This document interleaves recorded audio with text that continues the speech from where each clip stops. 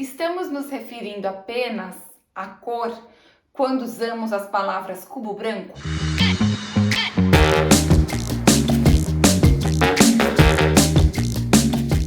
Os espaços do cubo branco são realmente brancos, então são galerias que têm pisos, paredes brancas, poucas janelas, quase nenhuma luz entrando, então usando luz artificial.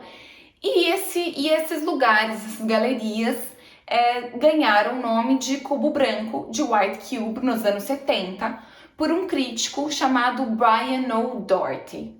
Então ele estava mesmo falando de alguns lugares que se pareciam muito, porque eles eram lugares assépticos até, de tão brancos e limpos, em que você pode entrar e tem um grande espaço de circulação, e eram espaços de arte que tinham a ver com o mercado de arte. Quando o espaço tem informação demais, ele compete com as obras que estão sendo expostas. Isso acontece muito nos museus do século XVIII e do século XIX, cujos tetos são maravilhosos, as paredes são lindas, os pisos de mármore, e aí tem as obras lá dentro também, então você não sabe para onde olhar. O seu olho não ganha muito foco, você olha para tudo porque é tudo tão lindo, e a obra faz parte daquele espaço ali, mas na verdade você está olhando para tudo.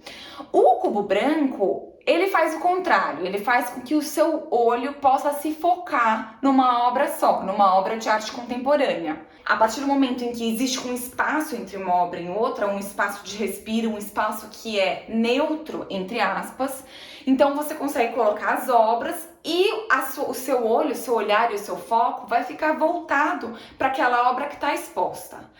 Esse espaço em branco e neutro, ele também torna fácil de você fazer qualquer coisa com ele. Então você pode colocar naquele espaço vários tamanhos de obras, obras de diversos suportes, obras maiores e menores, de diversos formatos, de diversas cores. O que não acontece no museu do século XVIII ou do século XIX, que é muito mais difícil você circular com aquelas obras dentro daquele espaço. O Brian O. Doherty também criou esse termo para falar sobre as dinâmicas de poder que existem dentro desses espaços. Porque ele fala que a aparente neutralidade desses lugares, o espaço que tem entre uma obra e outra, tem muito mais do que apenas uma parede neutra e branca. Tem uma imposição de um poder daquele espaço que está promovendo uma comunidade de pessoas que têm valores semelhantes, que têm vocabulário estético semelhante. É isso que ele falava em 1976, quando ele lançou esse texto.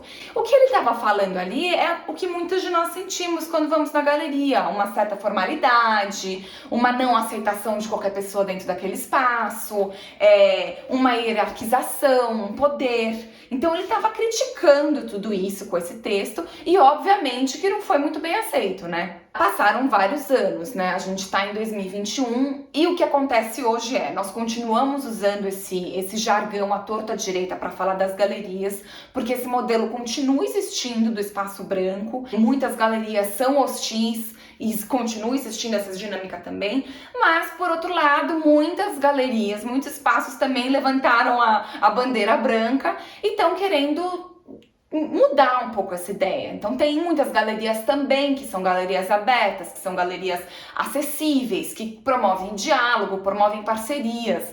Então hoje o que a gente vê é uma mudança bem grande desse modelo que tinha nos anos 70 para agora, mas também muita coisa continua igual. O que é importante é que nós, público, hoje, a gente também entre de peito aberto nesses espaços para entender o que eles têm para nos oferecer.